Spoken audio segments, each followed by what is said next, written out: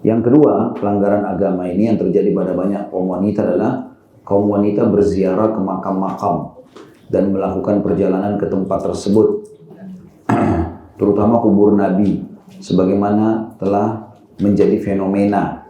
Padahal Nabi SAW bersabda, la'anallahu zawwaratil kubur. Semoga Allah melaknat para wanita yang berziarah kubur. Hadis riwayat Ahmad. Nanti kita jelaskan ya. Saya bacakan dulu, akan saya rincikan nanti apa yang harus kita paparkan dalam poin ini. Hal ini menunjukkan pengharaman ziarah kubur bagi para wanita. Sebab laknat tidak ditujukan kecuali kepada perkara yang haram. Laknat artinya didoakan supaya diangkat berkah hidupnya. Tercantum dalam beberapa hadis yang membolehkan ziarah kubur bagi para wanita. Ada yang berpendapat larangan tersebut sebelum adanya pembolehan ziarah kubur. Namun setelah itu diperbolehkan berziarah bagi wanita dan laki-laki seperti hadis yang diriwayatkan dari Buraidah bin Husayb al-Aslami radhiyallahu anhu. Ia berkata, Rasulullah SAW bersabda, dahulu aku pernah melarang kalian menziarahi kubur dan sekarang saling atau silahkan berziarah. Namun ada juga yang mengatakan hukum pengharaman ziarah bagi para wanita tetap tidak berubah karena minimnya sifat-sifat sabar yang dimiliki oleh para kaum wanita.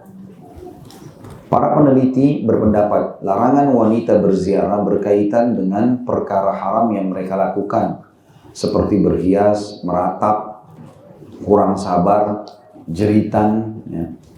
Tapi jika mereka berziarah untuk mengambil pelajaran dan mengingat akhirat, maka hal tersebut tidaklah mengapa. Demikian penggabungan terbaik dari riwayat yang berbeda ini. Itu kurang lebih gambaran di poin nomor 2. Kita sekarang jelaskan. Pendapat ini atau hadits ini menjelaskan memang secara khusus wanita. Kenapa wanita? Karena hadits Nabi begitu. Zawwarat. Perhatikan bahasa Arabnya di situ. Yang hadis pertama tadi kita bacakan. La'anallahu zawwaratil kubur.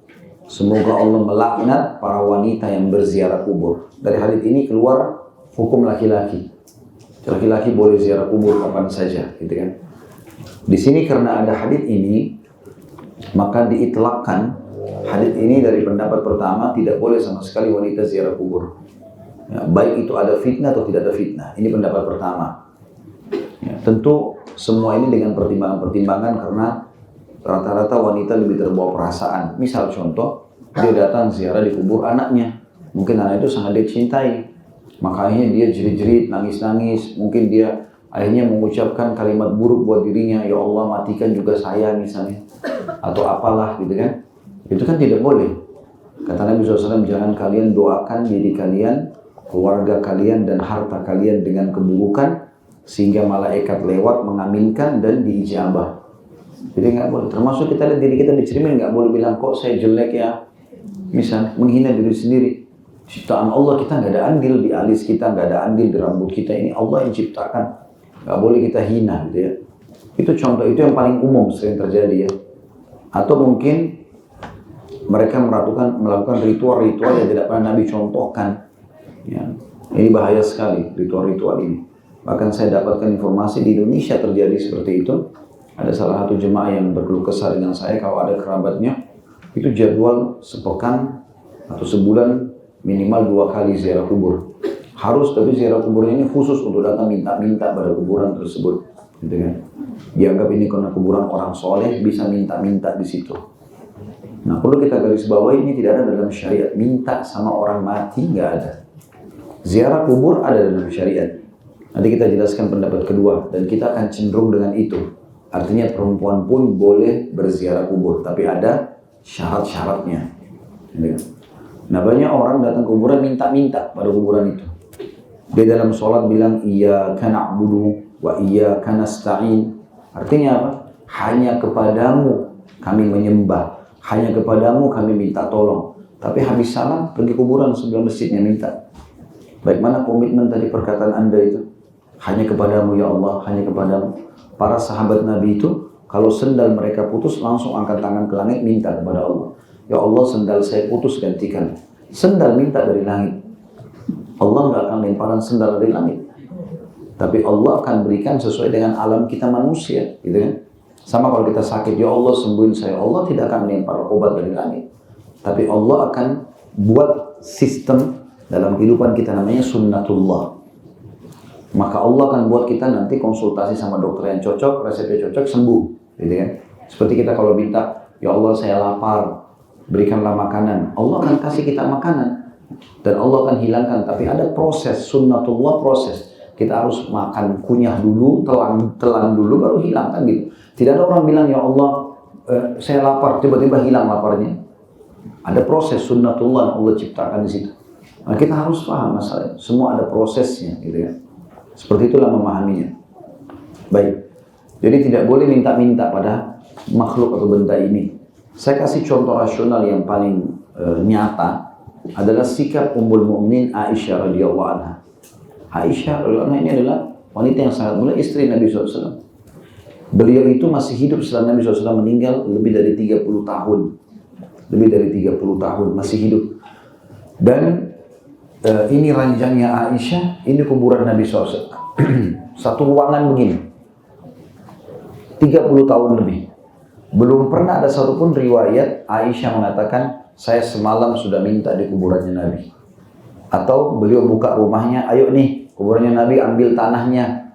Ayo minta-minta di sini. Tidak pernah satupun ada satu riwayat. Dan belum pernah juga ada sahabat dinukil dari sekian ribuan sahabat pada saat Nabi SAW meninggal, satu pun tidak pernah ada yang melakukan itu. Tidak pernah juga ada yang datang ke kuburan Uhud, syuhada Uhud, minta-minta ke kuburan sana, padahal mereka sudah dijamin masuk surga. Tidak pernah ada yang pergi ke kuburan para syuhada Badr, yang jelas-jelas dijamin surga. Pada saat mereka meninggal, Nabi SAW mengatakan, saudara-saudara kalian ini semuanya di surga. Gitu. Jadi tidak pernah. Di Mekah juga pada saat pembebasan kota Mekah, Nabi SAW tidak bilang misalnya itu kuburan istriku Khadijah, dia wanita solehah, padahal sudah nyampe masuk surga. Ambillah tanahnya, pergilah minta di sana. Kenapa Nabi nggak perintahkan? Kalau memang itu adalah bagian daripada agama. Nah sekarang di zaman kita ini malah banyak orang melakukan itu. Tanahnya diambil, dianggap berkah, taruh air sekian hari nanti dianggap berkah. Kalau mau berkah air Zam-Zam jelas. Nggak pakai dinginapin, nggak pakai apa. Minum baca bismillah, Nabi sudah bilang Zam-Zam liman syuribalah. Zam-Zam sudah dengan niat orang yang meminumnya. Niat apa saja? Imam Syafi'i mengatakan rahimahullah, aku minum Zam-Zam meminta 3 hal. Yang pertama, aku minta agar panahanku tidak meleset.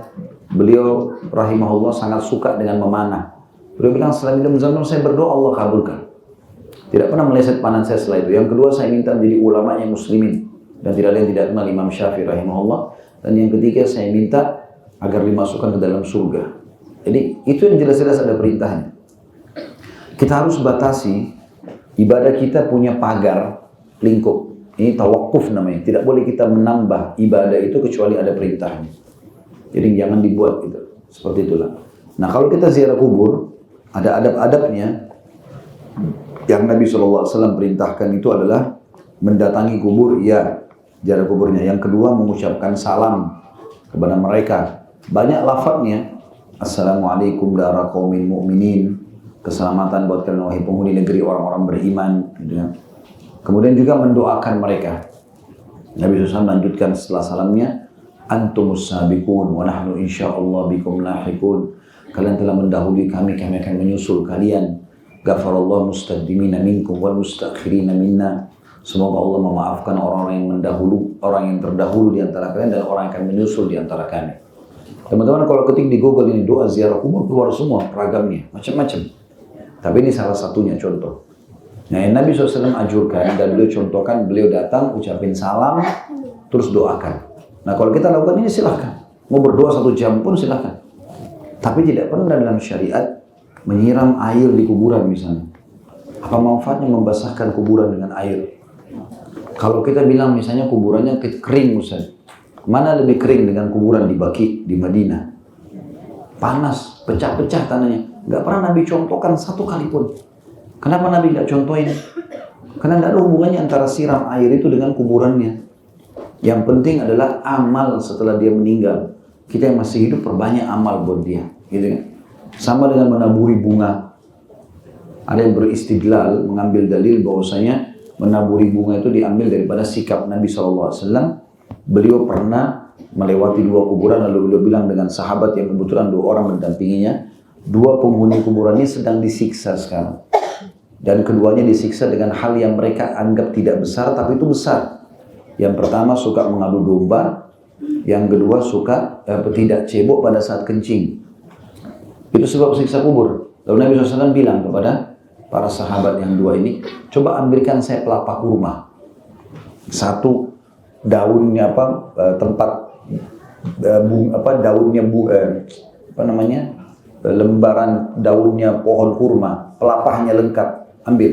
Diambillah oleh para sahabat ini, lalu kemudian Nabi SAW bagi dua, terus ditancapin di dua kuburan itu. Lalu Nabi SAW mengatakan, semoga siksa kubur diringankan buat mereka selama pohon pelapa kurma ini belum kering. Apa yang kita pahami di sini? Ini mukjizat Nabi Muhammad SAW. Bukan semua orang. Terbukti Nabi tidak lakukan di semua kuburan. Di kuburan itu sebagai contoh, gitu kan. Sisi lain, belum ada satupun riwayat dinukil ada sahabat yang mengambil juga pelapa kurma lalu tancap di kuburan kerabat-kerabatnya. Kalau emang itu benar, gitu kan? Maksudnya itu adalah anjuran. Ini bukan, ini sahabat pun faham, ini mukjizat hanya untuk Nabi SAW. Itu pun ada batasnya. Pelapa kurmanya kering, maka sudah selesai, gitu kan.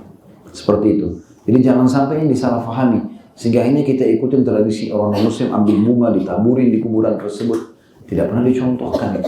Nabi bisa lakukan loh itu. Sahabat bisa lakukan, tapi kalau mereka tidak lakukan, karena begitulah syariat Allah Subhanahu wa ta'ala. Lebih baik uang-uang itu Bapak Ibu belikan Quran, taruh di masjid, niatkan untuk kerabat kita yang sudah meninggal, sampai pahalanya. Sedekah buat mereka. Bangun masjid, rumah anak yatim, jalanan, jembatan, gali sumur, umroh dan haji. Banyak yang ada syariatnya. Jangan dikerjakan yang tidak ada syariatnya gitu. Seperti itulah. Baik, kita masuk ke pendapat yang kedua yang mengatakan bahwasanya boleh ziarah kubur, gitu kan? Termasuk perempuan, tetapi dengan syarat, ya, bahwasanya mereka memang jauh daripada hal-hal yang haram. Seperti dikatakan sini berhias, meratap, ya. Jadi ada orang datang ke kuburan seperti orang pergi ke undangan, ya. Jadi menjadi fitnah malah, jadi kan. Begitu juga dengan meratap, nangis-nangis, pukul-pukul badan, jambak rambutnya, apalah, ucapin kata-kata yang tidak benar, kurang sabar, diikuti dengan jeritan, gitu. Atau tadi hal-hal yang besar, mengambil tanahnya, dianggap itu ada keberkahan dan segala macam hal. Akhirnya terjadi pelanggaran-pelanggaran syariat di situ. Kalau koridornya adalah seorang muslimah bisa datang ke kuburan dengan niat misalnya ziarah suaminya sudah meninggal, anaknya, ayahnya, ibunya, tantenya, siapa saja, atau ziarah kuburan secara umum. Dengan dia tahu dia tidak ada pelanggaran agama situ, dia cuma mengucapkan salam, menjalankan sunnah Nabi, doakan, silakan saja. Dan juga perlu digarisbawahi, ziarah kubur ini tidak harus berdiri di depan kuburannya. Kayak misalnya kita lagi lewat, naik mobil atau naik motor di depan kuburan, sambil lewat sambil kita ucapkan salam, itu sudah ziarah kubur namanya. Ya. Kita misalnya parkir sebentar, karena Nabi SAW itu kalau menziarahi kuburan Baqi, beliau berdiri di pintu gerbangnya, lalu beliau ucapkan salam dan doa untuk semuanya, gitu. Kalau kita mau datang ke kuburan khusus, misalnya orang tua kita, nggak ada masalah. Tapi umumnya ziarah kubur seperti itu. Umumnya. Jadi tidak harus kita parkir khusus, turun, masuk ke dalam, segala macam. Itu juga boleh. Tetapi di depan pun sudah tidak ada masalah. Kita ucapkan salam secara umum. Itu yang dicontohkan oleh Nabi alaihissalam. Tersisa tentang masalah kalau mengantar jenazah. Ibu-ibu boleh sholat di jenazah. Mengantar jenazah ini juga khilaf di antara ulama. Tapi lebih cenderung melarang. Karena tujuan mengantar jenazah untuk mengingat akhirat. Ya, untuk mengingat akhirat. Terutama bagi kaum laki-laki yang memang dasarnya cobaan di luar rumah sangat banyak. Supaya mereka punya tameng yang kuat dengan mengingat kematian itu. Jadi mereka pergi ziarah ngantar jenazah dan mereka sholat dan mereka ngantar jenazah. Kalau perempuan dibolehkan sholat, tapi kalau ngantar ini lebih cenderung pendapat paling kuat mengatakan tidak boleh. Kecuali dalam keadaan betul-betul darurat sekali, dia selamat dari fitnah. Nggak ada fitnah itu, terutama masalah faktor umur, berhias, bercanda, ini semua nggak ada. Ya. Saya pernah lihat sendiri itu pada saat kami di kota Makassar waktu itu ada satu jenazah disolati selepas sholat asar, lagi diantar rupanya kerabat-kerabatnya si mayit ini masih muda-muda, ada anak perempuan beberapa orang mungkin masih ABG, terus dengan tidak pakai hijab sambil bercanda-bercanda. Jadi laki-laki yang mengantar itu ada yang terganggu sama mereka secara otomatis. Target mengingat akhirat ini bisa hilang, malah bermaksiat kepada Allah SWT. Tidak masuk akal gitu, tidak mungkin. Oleh karena itu, ya ziarahnya saya sudah katakan tadi lebih cenderung boleh. Selama tidak ada pelanggaran agama, tinggal juga masalah mengantar jenazah itu sendiri. Lebih baik ibu tinggalkan. Sholati iya, tapi tinggalkan lebih baik, gitu kan? Ada sebuah hadis riwayat Al-Hakim dalam kitab Mustadraknya. Ada seorang wanita, saya tidak tahu pertemuan lalu sudah saya sampaikan atau belum, kalaupun sudah kita review saja, mengingatkan. Dia mengatakan selepas sholat, ya Rasulullah, saya utusan wanita seluruh Madinah. Ada hal yang saya ingin sampaikan nih. Maka boleh saya bicara, kata Nabi SAW, silahkan. Lalu dia bilang, sesungguhnya kalian kaum laki-laki sholat berjamaah di masjid. Perempuan kan lebih afdal di rumah. Laki-laki kalau sholat lebih berjamaah, lebih ke masjid, lebih afdal. Perempuan lebih tertutup di rumah, lebih afdal. Karena kata Nabi SAW, wanita sholat di ruang tamu rumahnya lebih baik daripada luar rumahnya. Sholat di dalam kamarnya lebih baik daripada ruang tamunya. Jadi ibu makin tertutup makin bagus. Laki-laki maka dimotivasi keluar, gitu kan. Kecuali orang punya udzur syar'i misal. Perempuan ini mengatakan kalian sholat berjamaah di masjid. Maksudnya seakan-akan mengatakan kami nggak seperti kalian perempuan. Ada perbedaan nih. Yang kedua, ini penyebutannya, saksi bahasan kita, kalian mengantar jenazah. Maknanya ada apa? Ya kami tidak ikut antar jenazah. Ini saksi bahasanya. Sementara Nabi SAW mengatakan dalam hadis lain, siapa yang mensolat di jenazah dapat 1 qirat, 1 gunung pahala. Dan siapa yang mengantar jenazah sampai dimakamkan, dapat 1 gunung lagi, 1 qirat lagi. Seakan-akan sahabat ini berkata, kalian dapat 2 gunung nih, udah sholatin jenazah, sekarang juga nguburin. Kami kan tidak nguburin, berarti ada 1 gunung yang hilang nih. Seakan-akan begitu. Kemudian kalian mencari nafkah buat kami. Mencari nafkah bagi laki-laki hukumnya wajib. Dia harus bisa memberikan nafkah istri walaupun istrinya mampu, kecuali istrinya yang tanazul. Tanazul itu kayak mengatakan sudah, saya nggak usah dikasih nafkah misal. Kalau enggak, dia punya kewajiban. Sementara perempuan hukumnya sunnah mencari rezeki. Yang wajib adalah laki-laki. Kenapa ibu-ibu kalau dalam warisan Islam dapat 1, laki-laki dapat 2? Sebabnya apa? Kenapa Allah bilang lidzakari mithlu hadzil unthayain? Ya, untuk laki-laki 2 bagian perempuan. Jadi kalau misalnya seorang meninggal punya anak laki-laki 1, punya anak perempuan 2. Si laki-laki ini dapat 2 porsi gitu. Atau dia punya 1 laki-laki, 1 anak perempuan, misal tinggalkan uang 900 juta. 600 jutanya buat si laki-laki, 300 juta untuk perempuan. Kenapa perempuan lebih sedikit? Laki-laki 2. Ada alasan secara syar'i. Karena Allah mengatakan dalam Al-Quran bahwasanya perempuan itu Allah jaga. Mereka harus menjaga kehormatan mereka sebagaimana Allah menjaga mereka. Bentuk penjagaan Allah adalah sebelum ibu menikah, wali ibu wajib membiayai. Ayah, kalau tidak ada ayah ya paman, ya kakak, ya adik, ini wajib membiayai selama dia belum menikah.